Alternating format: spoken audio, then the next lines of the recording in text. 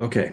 Um, when it comes to proportions, population proportions, and confidence intervals, there's this idea of the plus four. So studies have shown that the estimate for the standard deviation for the population proportion can be flawed. A simple plus four adjustment provides more accurate proportion confidence intervals. So what you literally do is you pretend one has four additional observations, two successes and two failures. So, if you had a certain number of successes, you just add two to it, and that's your new number of successes. If you had so many failures, you just add two to that, and that's your new number of failures. And of course, successes plus failures is going to give you a new sample size, which is going to add four to the sample size. And so this is used when the confidence level is at least 90% and the sample size is also at least 10.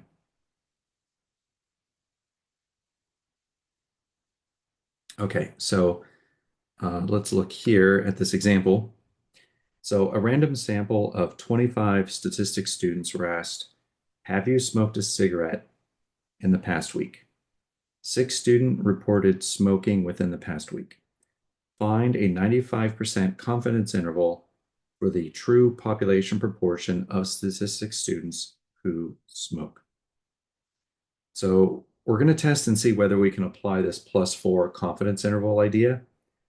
And the thing to notice here is that the confidence level that we have is greater than 90%. So check that off. And the sample size is greater than 10. We have a sample size of 25. So that means that we can use this special plus four rule. Okay, so let's look at our given information. We have a sample size of 25. Um, Now, yeah, let's just keep going. So students were asked, have you smoked a cigarette in the past week? So what we're going to do is we're going to interpret pretty much the affirmative, answering yes, as being a success. So six students reported smoking within the past week. So that's like a yes. They said yes. So the number of successes is going to be equal to six. Find a 95% confidence interval. So that means our confidence level is 0.95. And as always, just go ahead and calculate significance level. And it needs to be two-tailed because we're dealing with confidence intervals. Okay. So from this given information, let's go ahead and let's start ourselves out with some other information that we're going to need. Um, so for example, because we're doing this plus four, that means our sample size, our new sample size, is going to be 25 plus 4. Okay, so that's going to be 29. So this is the new sample size we're going to use when asked for it. The number of successes is going to be 6 plus 2. So that's going to be 8. All right. And yep. So I think that that'll be good for now. So let's go ahead and look at what we need. So we need to construct a confidence interval. And what we don't have is we don't have P prime and we don't have E. Again, P prime and P hat are the same, just depends on which textbook, which homework, which calculator you're using. So P prime is actually going to be our new P prime based off of X new over n nu. And so that's going to be 8 over 29. And let's see what that gives us. So 8 divided by 29.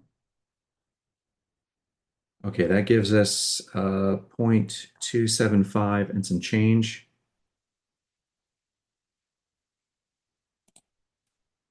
0.275 and some change. Yeah, I'm just going to go ahead and store that into letter P on the calculator. So let me store this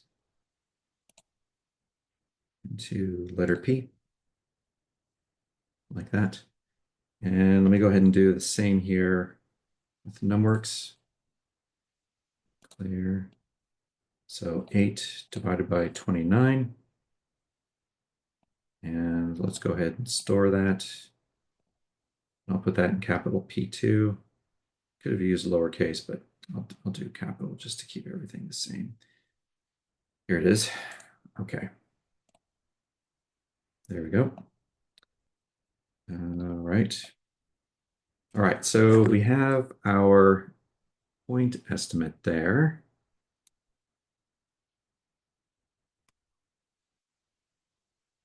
And we have it stored in our calculator. Now we need to calculate the margin of error.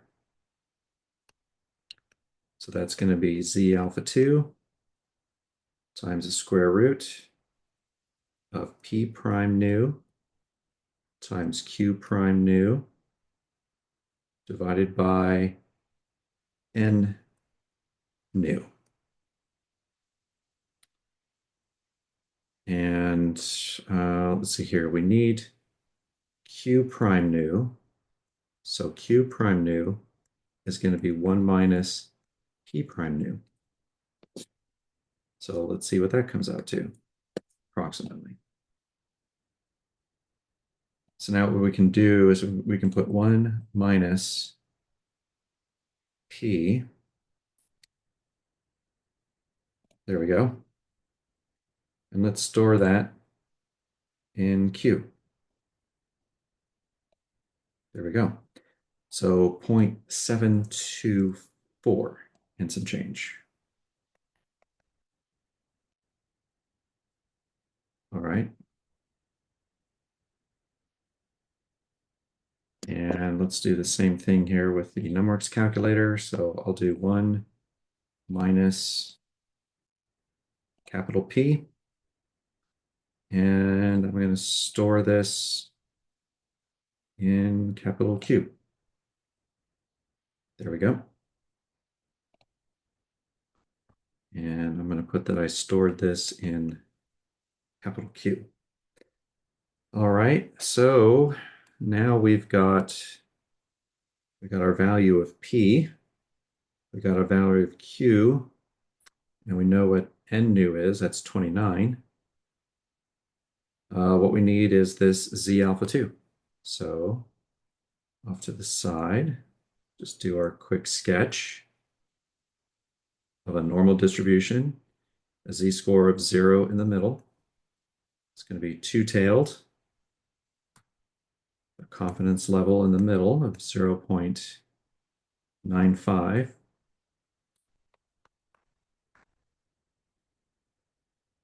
So we have a positive Z critical value here, negative Z critical value there. Significance level divided by 2 of 0.025, that's this area. Significance level divided by 2, it's 0.025. That's that area. Okay, we're going to use an inverse distribution function, so 0.025, 0, and 1 with an area to the right. Numworks, mean of 0, standard deviation of 1, area to the right, and an area of 0.025. All right, so that's going to give us a Z critical score. Let's go ahead and calculate that. So we'll go to inverse norm, 0.025. So it's got all the parameters from before. So hit paste. There we go. And let's go ahead and store that in Z. There we go. Numworks calculator. So let's go to home, distributions. We're in the normal distribution. Okay, 0.025. This is the same from the previous example. So again, I'm just going to go through the motions and store that in Shift Alpha Z, just like that. All right, and so that came out to 1.96. And so our margin of error is going to be equal to 1.960 times the square root. Okay, the new P is approximately 0.275. Q prime new is approximately 0.724. And our new sample size is 29. So now we need to put that in. So it's going to be Z times the square root in the numerator of P times Q divided by 29. Did I do that right? P times Q divided by 29. Yep. All right, let's leave that up. Go to the calculation. And so I'm going to do the Shift Alpha Z square root numerator Shift Alpha P times Shift Alpha Q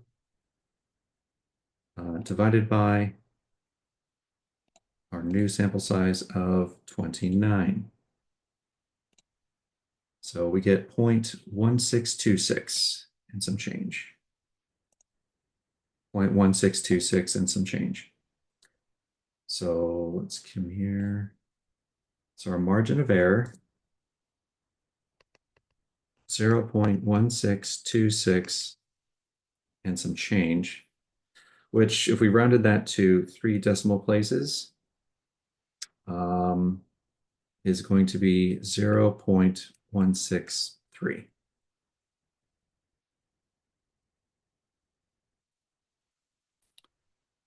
All right. And let's see here. Our P prime new, if we were going to round that to 3 decimal places, what would that have come out to?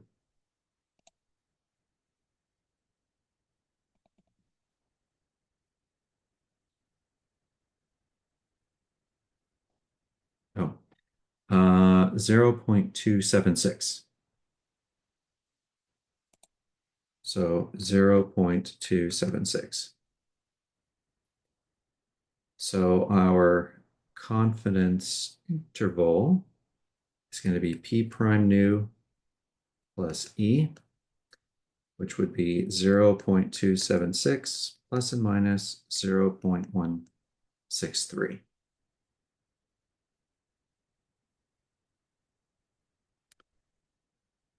Okay.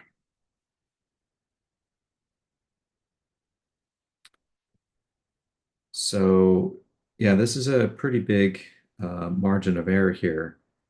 Kind of what we're looking at is if we convert this to a percentage, we've got 27.6 plus and minus 16.3%. So if we're trying to estimate the percentage of students that are smoking, we've got 27.6 here in the middle. And, if we add error, so I'm just going to do this really quick, that's approximately 43%. And if we subtract error, we get a lower bound of about 11%. So with a 95% confidence level, between 11% and 43% of students are smoking. That's a pretty high percentage. Um, but that is with a sample size of 25, right? This margin of error comes from a sample size of 25, uh, or a new sample size of 29. But this is where being able to calculate your own sample size comes in handy. What if we wanted to have a margin of error that was much tighter? What if we wanted a margin of error of only 5% instead of 16%? That's where we're going to be able to figure out what sample size we need. Not 29, probably something larger, but how big, right? And we'll get to that. And of course, you can use, the one proportion z interval function to test your answer here. It's also on the NumWorks calculator. Um, yeah, so I'll show you really quick, where those are. I think I've already shown you, but I'll show you again. So to get the one proportion z interval, you want to go to stat, go to tests, and this little arrow down here means that there's more. You might think, oh, well, here's z interval, here's t interval. That's the same. It's not. We want a one proportion z interval, not a two proportion, but a one proportion. And so here we would put, what was our new x? Our new x was 8. Okay, our new x was 8 out of 29.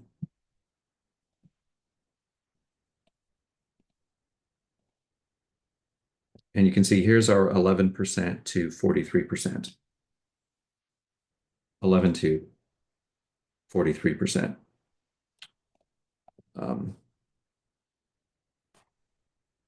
And there's our point estimate of 0.276, which is right here at the center. On the NumWorks calculator, go back out to all the applications. You want the inference application, intervals, one proportion. I think I said that was 8, and then 29. There's our point estimate. There's our critical value. Here's our margin of error, 0.162 or 163.